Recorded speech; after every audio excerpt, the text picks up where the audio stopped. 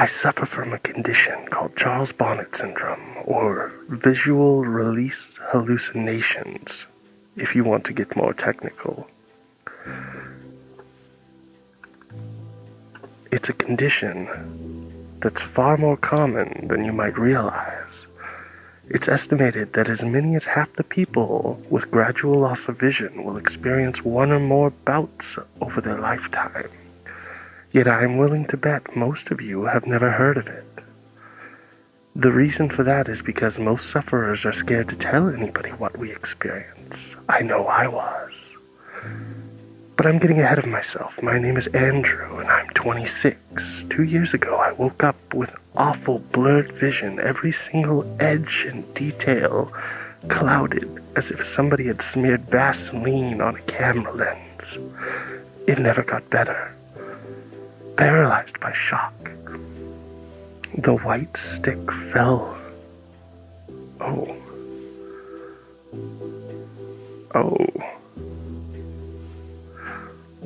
Pardon me for a moment.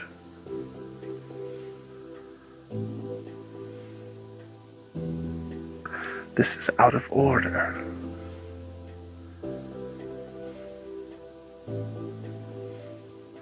Let me fix this and we'll get going on it, since I was getting ahead of myself on the story.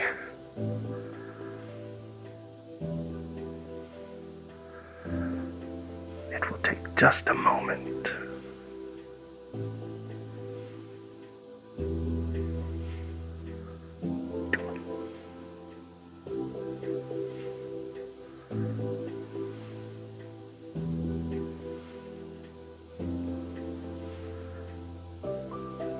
Alright, that'll work.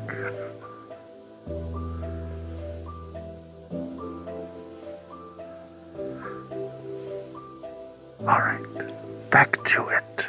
Sorry.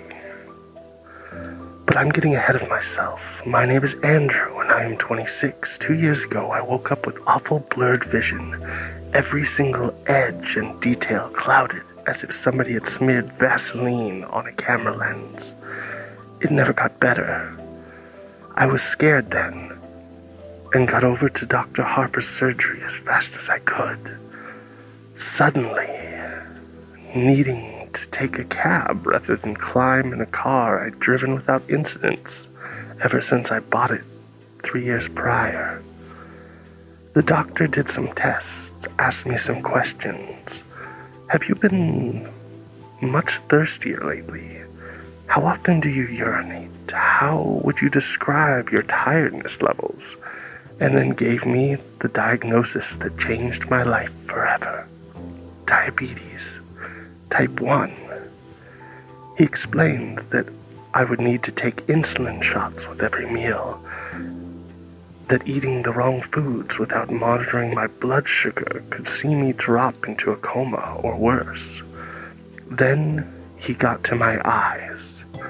Andrew, your diabetes has resulted in maculopathy. Do you know what that is? I shook my head dumbly, already reeling from the shock of my diagnosis. And Dr. Harper went on. It's when the diabetes affects the blood vessels at the back of your eye, blocking them and causing them to leak into the macula, the central part of your retina that helps you perceive color and fine detail. When these blood vessels leak too much into the macula, it can cause significant damage. With a lump in my throat, I asked, "Okay, so how do we make it better?" I couldn't see Harper's face properly when he spoke, but his tone of voice was enough to tell me what I'd been dreading. "I'm sorry, Andrew," he replied gravely. "Perhaps if we caught it a little sooner, we might have had some treatment options available to us. But I'm afraid the damage has been pretty extensive. We can take steps to arrest the development of the condition, but I'm afraid it's irreversible." I felt as if my world had come crashing down around me. I was just 24, Still at my physical peak, I was active playing basketball, cycling a couple times a week, and now my health, my body, my sight had been taken from me. The first 6 months were tough. I broke up with my girlfriend, a sweet girl called Holly, who tried to make it work, but I couldn't because I was so damn angry all the time. I lost my job, because if there's one thing an architect needs, it's his eyes. I even fell out with a lot of my friends, making excuses not to meet with them until they stopped asking.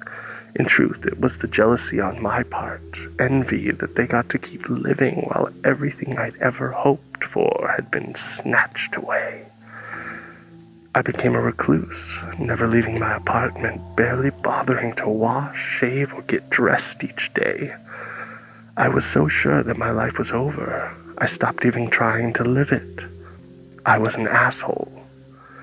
It took me a long time to realize this, but in the end, it was the nurse assigned to me at my home, a tall, no-nonsense, experienced woman called Lois, who brought this to my attention.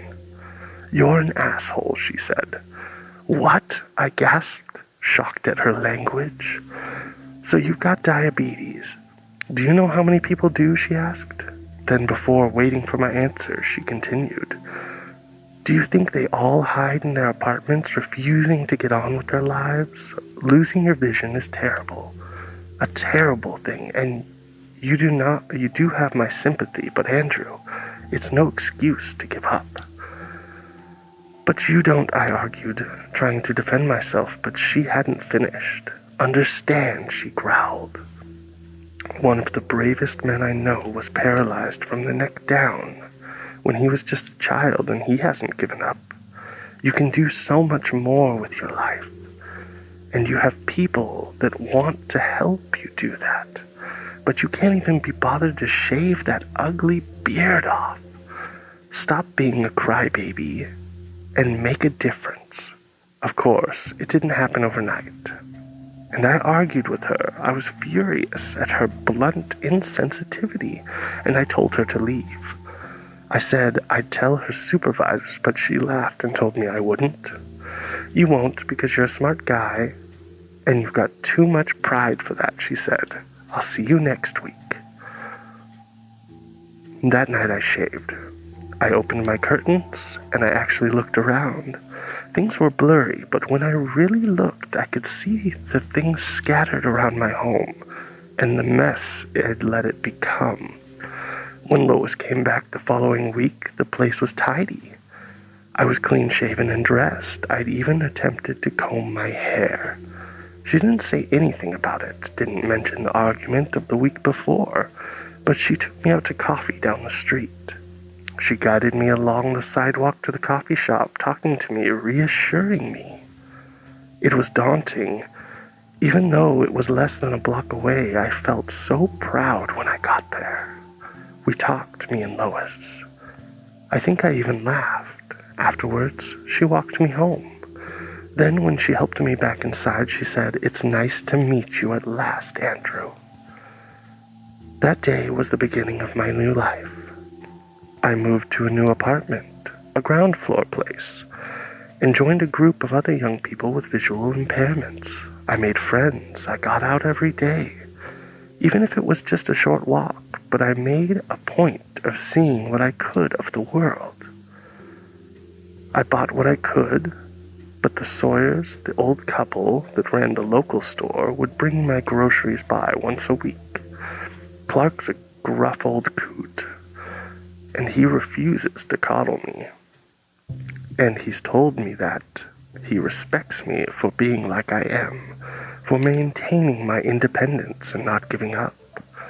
From a guy like him, that's one of the sweetest things I've ever heard. Things were going well, and then, 1 year ago, it started. I walked into my living room, a mug of coffee in my hand, and I saw a Victorian funeral carriage stood right there on my rug, complete with 2 huge, proud horses in full livery, adorned with long black plumes in their brides. They stood perfectly still while the driver, a small bearded man in a period costume and a top hat, fidgeted with the reins and peered at me expectantly. Bizarrely, they were far clearer than the usual blurry shapes that I could see. I damn near pissed my pants. I dropped the cup, spilling the scalding hot coffee over my bare feet, jumping backwards with a cry of pain and alarm. When I returned my attention to the horses and the carriage at the back of the room, they were gone. At that moment, I wondered if I was going mad. Apparently, most of us do, which is understandable. How would you feel if you'd just seen the exact same sight in your home? Unless you're Jack the Ripper, I imagine many of you have not seen a coach and horses just lying around. I certainly did not. Eventually, after much quiet swearing to myself, and more than a little self-delusion, I managed to convince myself that I had not seen what I thought I had, that it was merely a very vivid daydream. This seemed to work, and I got off living. Even if I entered that same room a little more cautiously in the days that followed, finally, I forgot about it. 2 weeks later, I saw a giant, floating, swirling orange ball in my bathroom. I damn near pissed myself again. I stood staring at it, this bizarre, rotating, levitating globe that was a little larger than a beach ball, hanging mid-air over my tub. Open-mouthed for a full 10 seconds before I finally screwing my eyelids tightly closed and whispering to myself, "There isn't anything there. There isn't." After 5 seconds, I opened my eyes again, and it wasn't there. Have you ever had cause to doubt your own sanity? To wonder whether what you perceive is truly there? Or if your mind has betrayed you? Honestly, compared to the loss of my vision, the prospect of losing my wits was much more terrifying. I'd fought against adversity and took pride in the fact that I am not just a survivor, but somebody who is living his own life. How could I do that if I was insane? I barely slept that night, and I remained jumpy for days afterwards. Any sign of movement or any unfamiliar shapes would set my pulse racing, would cause me to doubt whether it was truly there. It was the toughest time I'd ever been through, worse even than the time after I was diagnosed with the diabetes. At least when Dr. Harper had told me about the diabetes, I had some defiant prognosis. I was given facts by a medical professional. My affliction was physical. It had a name, and most important, it had a treatment plan. This was something else. My own mind had turned against me. My senses and perception of reality had become twisted and unreliable. It's only when you're at that position that you realize just how terrifying it is. Your senses and the way in which your brain interprets them are your only true defenses against danger. You perceive danger and you avoid it, preventing your body from becoming harmed. But what happens when you can't trust your perception to alert you to a danger that are truly there? Lois picked up the problem first, noticing my skittish manner. She asked me what's wrong, if I needed to talk about anything, but I told her no, that it was fine and I hadn't been sleeping well. The last part was true. I hadn't been sleeping a wink. Just the very thought of being institutionalized, spending the rest of my days in a sedated, blue pajama-clad zombie in a white room with only the echoing cries of my fellow inmates for company, it terrified me beyond measure. But what was the alternative? Live life as a risk to myself and others? Ultimately, I chose to ignore it. I reasoned that if I was able to function around other people without them realizing what was going on, that was good enough. A full month passed before the next incident, and I really did not think that maybe I'd put this whole mess behind me. With every passing day, my confidences had grown, so that Wednesday morning, I stepped out onto the sunny street, breathing very carefully. Each Wednesday, I'd treat myself to a latte down at Joe's, the same coffee shop that I'd visited with Lois. It was a custom that gave me a great deal of pleasure, one that had seen me forge friendships with other regulars, as well as the staff, including Joe himself. As I made my way down the street, white stick in hand, I glanced about me, taking in the colors and shapes of the world around me. I enjoyed the feel of the sun on my face and the sounds of the birds singing. It was a good day. And then I saw them. A party of pilgrims, 6 of them, all dressed in settler-era attire, sitting cross-legged on the asphalt. They didn't look at me. Instead, they were engaged in a heated yet strangely silent conversation. I froze, staring at them. Still they argued, jestingly furiously at one another. However, I couldn't hear their angry voices, despite the fact that, judged by their ill temperament, they must be screaming at one another. Paralyzed by shock, the white stick fell from my numb fingers, clattering onto the sidewalk. I turned to leave, desperate to flee from the haunting sight of the colonists in the road. But I was so panicked and in such a hurry that I stepped on my cane. It rolled underfoot, and before I knew it, I pitched over, tumbling onto the hard ground.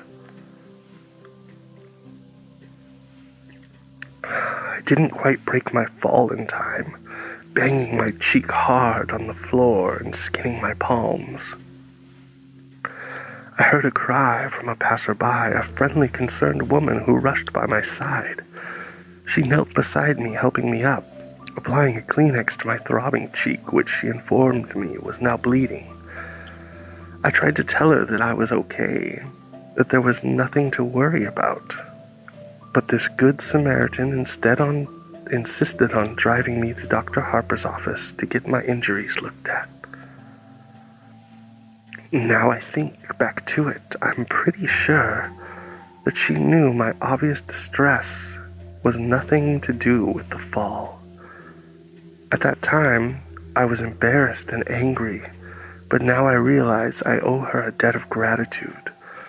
Without her intervention, I don't know how much longer this would have gone on before I cracked up and ended up in an asylum after breaking down through sheer stress. "Andrew, why don't you tell me what happened?" Dr. Harper asked, gently dabbing my cheek with disinfectant.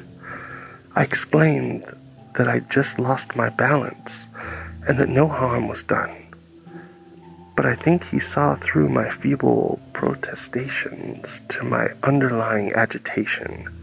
He didn't press or force the matter. He simply asked what might have caused my clumsiness.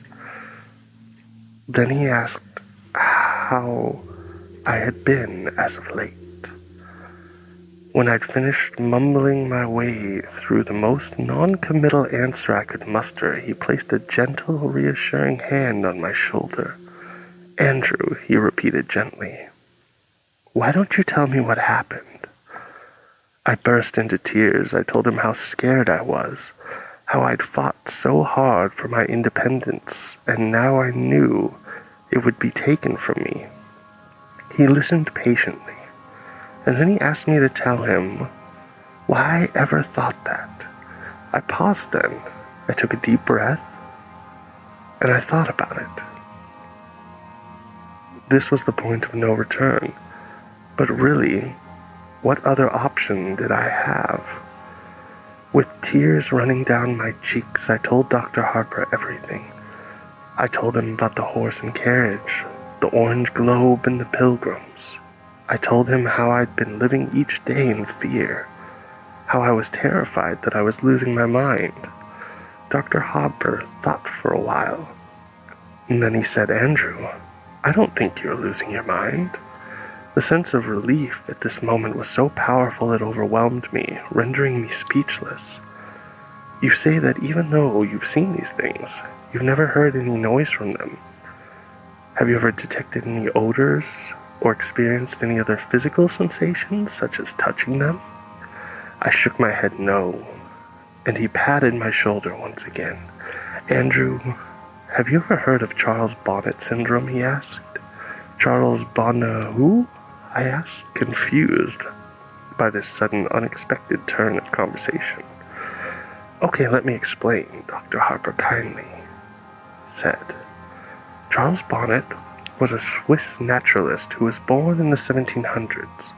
He discovered a curious condition in his elderly grandfather, who had nearly completely gone blind due to cataracts. The old man regularly experienced visual hallucinations, including random patterns and even people and places. Sound familiar? "Yes," I replied, still confused. I'm suffering from dementia?" "No, Andrew, not at all," Dr. Harper reassured me. "Do you know how perception works in layman's terms? Your eyes take in light via the iris and pupil, which is then processed via the retina and translated into electrical signals, which are decoded by the brain, which simply organizes these signals into recognizable images. With me so far?" I nodded, finally starting to understand. "When the retina became damaged, such as those who have undergone macular degeneration, those signals become warped and jumbled," Dr. Harper went on. "The brain still receives them, so it does its job, translating these distorted signals into an image. It kind of fills in the gaps for you. Sometimes it fills these gaps with colors, patterns, creatures, and places that aren't present. And this is called Charles Bonnet Syndrome." I nearly wept with relief. "So I'm not mad," I cried. "Not at all," the doctor replied. "This is an entirely physical condition. Your mind is working full in order. If you were suffering any form of mental illness, your delusions wouldn't be limited to just one sense. You'd hear these, smell them, or even feel them. This is a condition solely related to your eyes, not your brain." As I left Dr. Harper's office, I felt as if a weight had been lifted from my shoulders. Sure, my vision was still an issue, but now I knew it was only a problem with my eyes and not my mind. I knew I could handle the situation. I was ready to face the world again.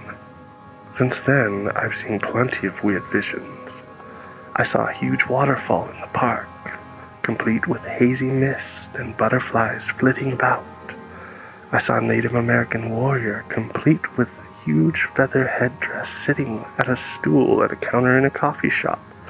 I saw an intricate and quite impossible structure of scaffolding crisscrossing the entire front of my apartment block. Hell, on the 4th of July last year, I even saw a swooping great dragon in the sky, twisting and cavorting through the air overhead. All looked utterly and completely real, yet I knew they were simply tricks of the eye. They were no longer disturbing. In fact, I actually came to quite enjoy them, even looking at them as unique and entertaining little shows or works of art that existed purely for my pleasure and nobody else. I came to welcome them. Then a month ago, I saw her. It was nighttime. It's always nighttime when I see her. And I was just getting ready for bed. I walked into the kitchen to get myself a glass of water and actually cried out in alarm when I spotted the figure in the corner. She was tall, by far the tallest woman I'd ever seen, and even though she stood hunched, she still had at least 6 inches on me. I was used to seeing characters in dated and bizarre dress, but this was different somehow. It didn't seem like an outfit from any one time, instead a bizarre mismatch of items. She wore a tuxedo jacket, figure-hugging in black, tailored to the female body shape, over a dirty, old, ruffled dress shirt. To complete the ensemble, she wore a bright red bow tie. On her hands, which she held out to either side of her, shrugging or maybe feeling for rain, she wore dirty white gloves. Her fingers were disproportionately long, almost spidery, and occasionally they twitched, as if she longed to grip and squeeze something in them. On her lower half, she wore shorts, the same crimson as her bow tie, over opaque black nylons. Her legs were long, attractive, if the truth be told, the legs of a dancer. She also wore red heels, the same hue as the shorts and the bow tie, but they sparkled and shimmered, bringing to mind Judy Garland's ruby red slippers of The Wizard of Oz. As strange as this ensemble was, I couldn't tear my eyes from her face. Most of it was obscured by a jaunty bowler's hat, tipped and tilted to hide her eyes and nose, but beneath the brim of her hat, I could see the deathly pale skin of her face and a grin that sent shivers down my spine. It was wide, too wide, with entirely too many teeth. A smile meant to be an expression of warmth. It's meant to feel welcoming and benevolent. But the look on this woman's face oozed malice. It felt much like the sort of glee that I'd expect from a snake as it corners a rat. However, the thing that startled me the most was that she had a third arm sprouting from her back, curled up and over her head like a scorpion's tail. It was longer than any arm should be, and the hand only had 3 fingers like a claw. It was pointed straight at me, and as I swore in dismay and stumbled sideways, it seemed to track my movement. I stood staring at the creepy figure for a few seconds, trying to get my head around the situation. She stood there in the corner, grinning back. Finally, I realized this was just another one of my hallucinations and breathed an audible sigh of relief. One of the tricks I picked up over the past couple months of suffering from Bonnet Syndrome is to break the line of vision toward whichever stimulus is causing my brain to interpret the image into hallucination. Think of like restarting a faulty computer, how refreshing the system debugs it. To this end, I close my eyes and count to 5. Then when I reopen them, the hallucination is gone. So I stared at the horrifying, malformed figure in my kitchen. I knew that to make the image go away, I simply had to close my eyes. I'll be honest here. When I counted to 5, I hesitated a little before opening my eyes. If I'd opened my eyes and she'd still been standing there, smiling back at me with that wicked smile, I think I might have had a heart attack. She wasn't. I breathed a long sigh of relief, fetched my glass of water, and went back to bed. The tall woman haunted my thoughts in the days after I saw her. She was different from the other visions I'd had, somehow felt more real. It was this agitation that my buddy Jason picked up on when we met for lunch the following Friday. Jason was one of those same friends I tried to drive away shortly after I lost my vision, yet he'd refused to give up on me, continuing to get in touch week after week. Good friends are hard to come by, but great friends, the ones who will be by your side for life, are even rarer. Jason, God bless his kind heart, is one of the latter. You've got to tell me what's going on, dude, he said, as we sat down over pizza. What do you mean? I asked, trying to brush it off. You're so distracted. It's like you're looking for something in here all the time. You've eaten like one slice of pizza in the time it's taken me to eat 4. So I repeated. You've got to tell me what's going on, Jason said, waving a slice of pizza around for emphasis. It's nothing, I replied, feeling a little stupid. I just had a hallucination a couple nights ago that really got to me.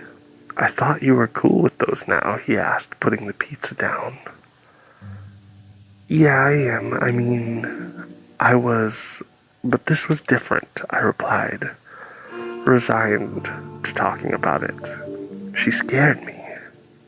She, Jason asked, his clear interest piqued. Tell me about it. So I did.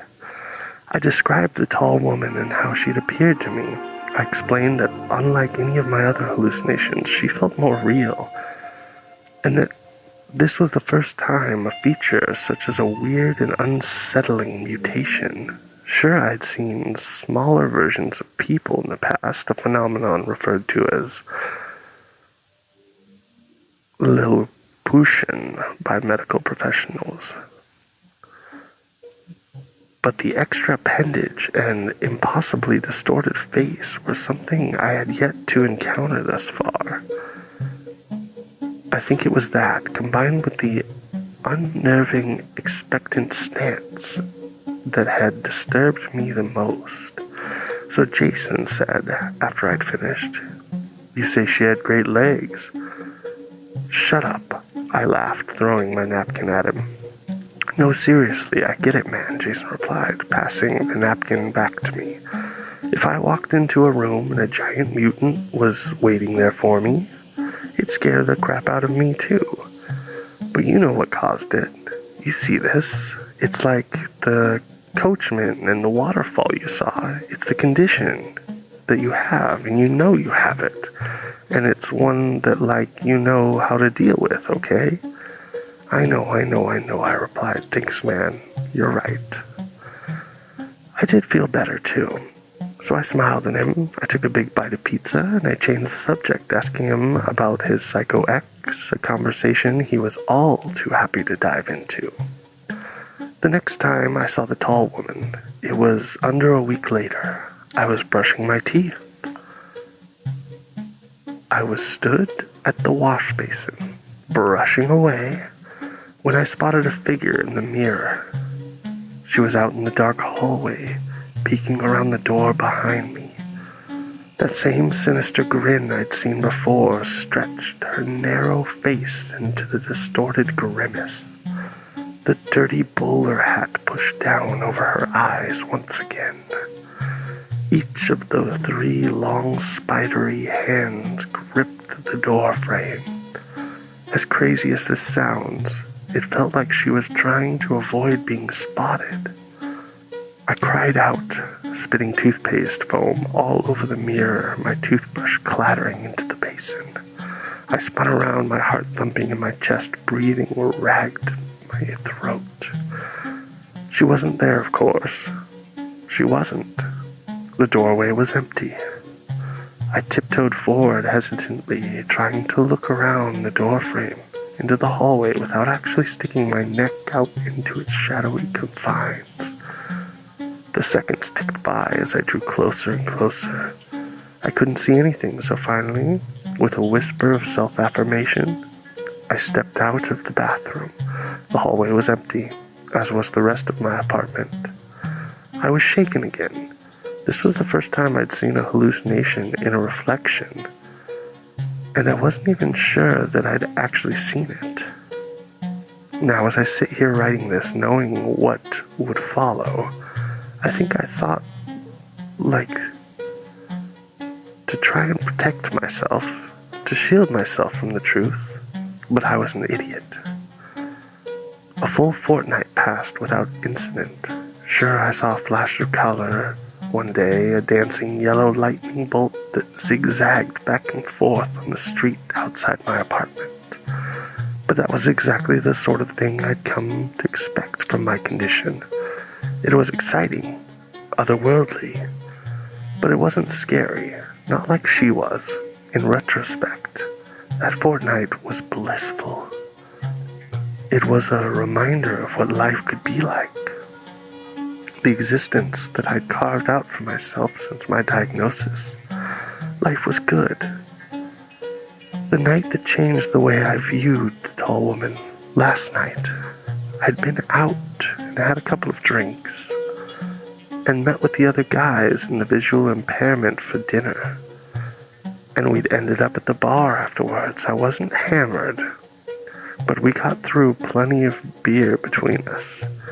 And by the time I stepped out into that cool night air, I felt decadently lightheaded.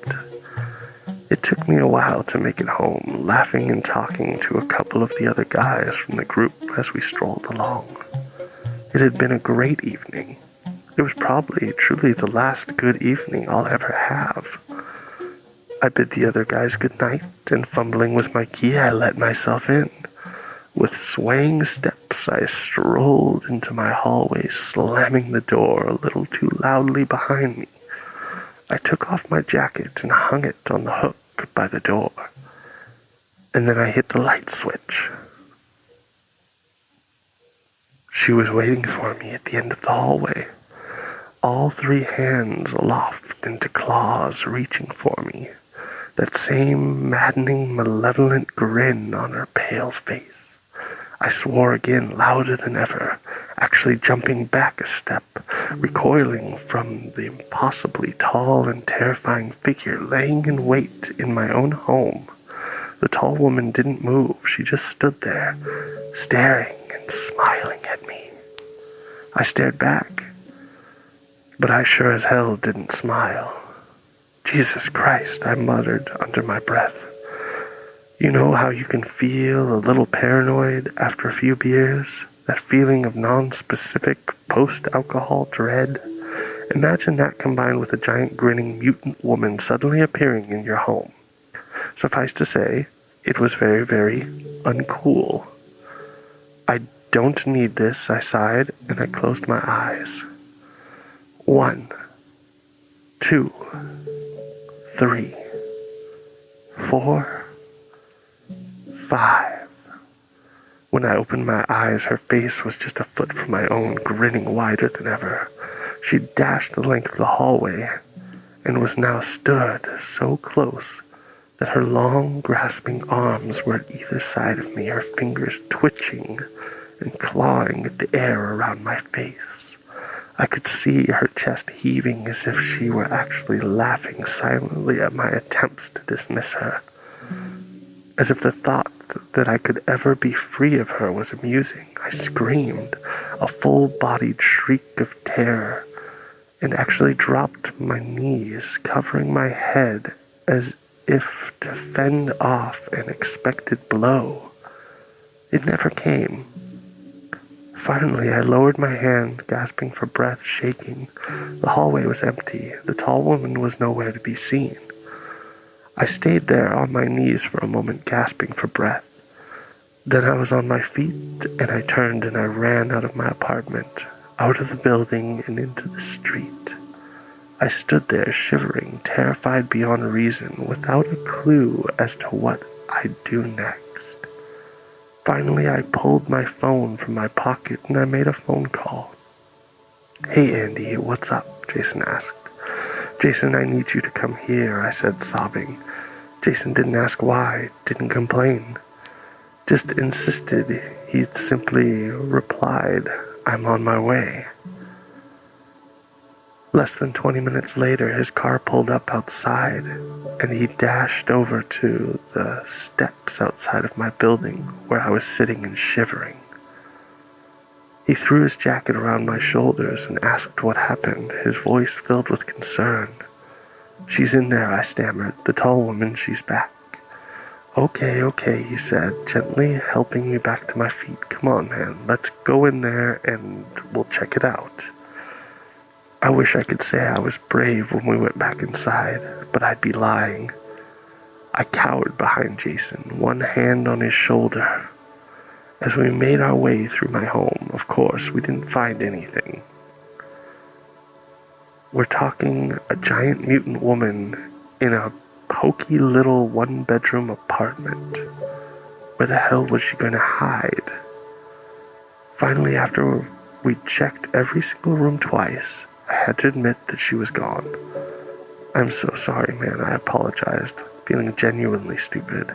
I got scared, and I'm sorry, man. Hey, forget about it, buddy, Jason said.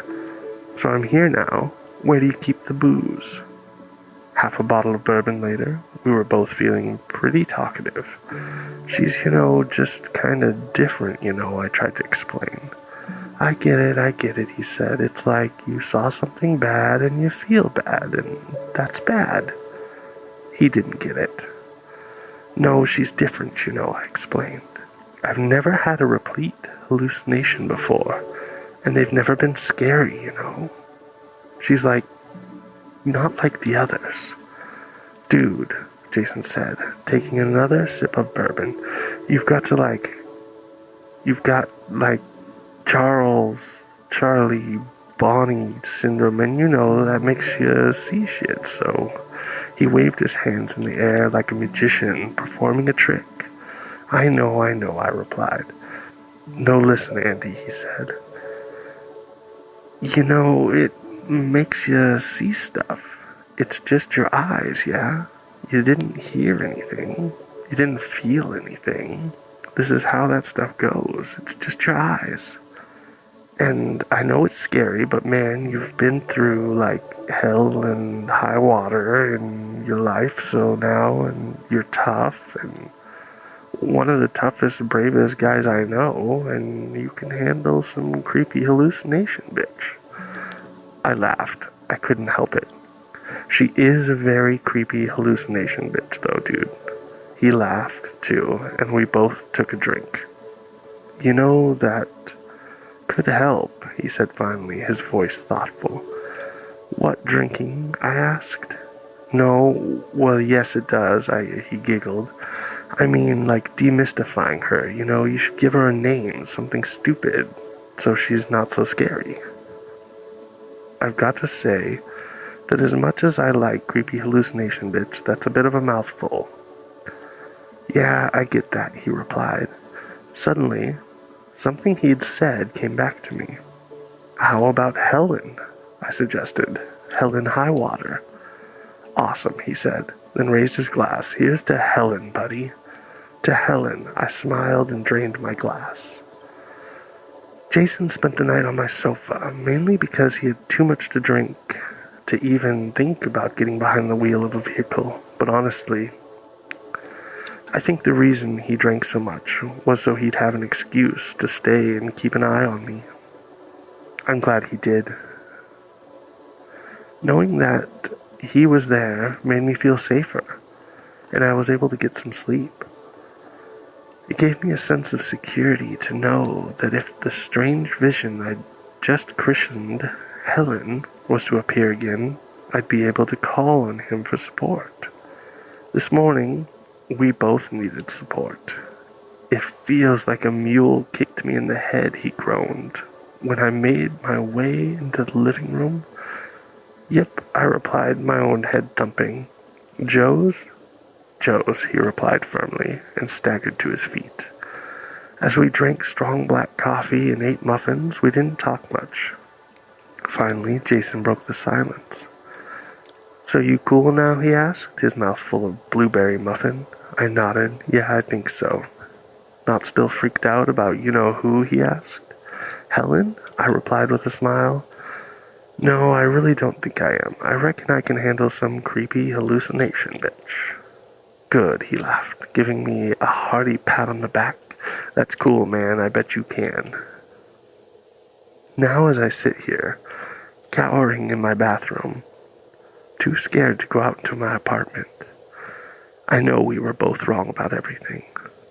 Remember how earlier I told you that thought of being institutionalized? that the very idea of losing my grasp on reality was the most terrifying thing I can imagine, now I'd welcome that, because the alternative is far worse.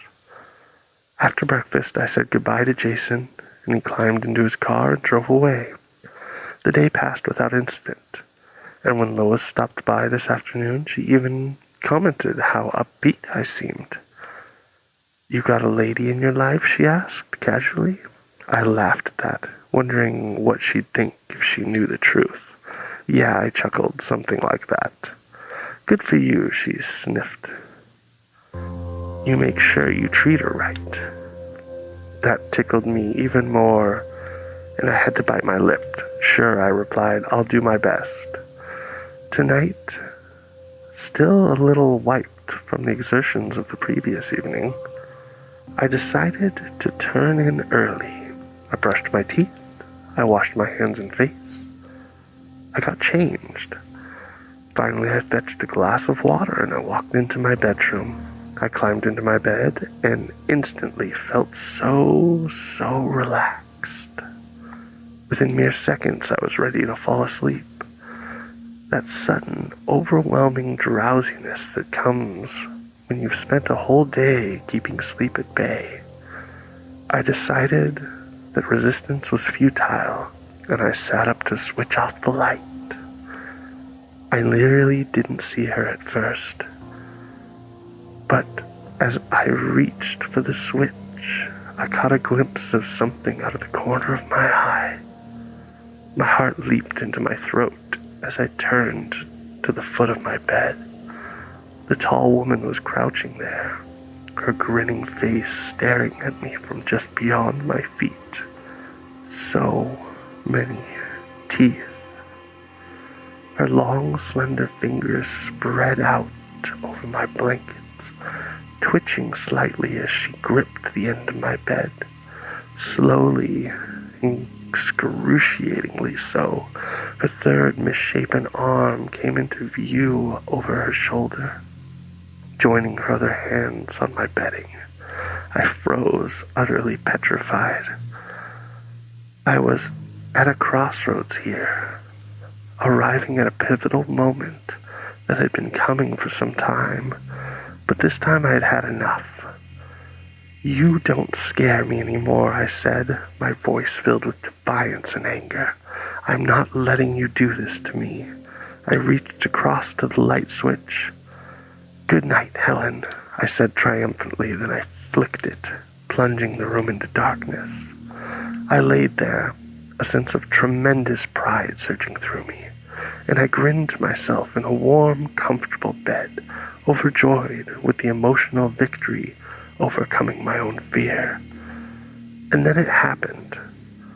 The thing that led me here.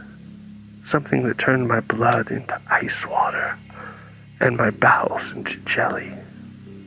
"Good night, Andrew," her rasping voice hissed from the darkness.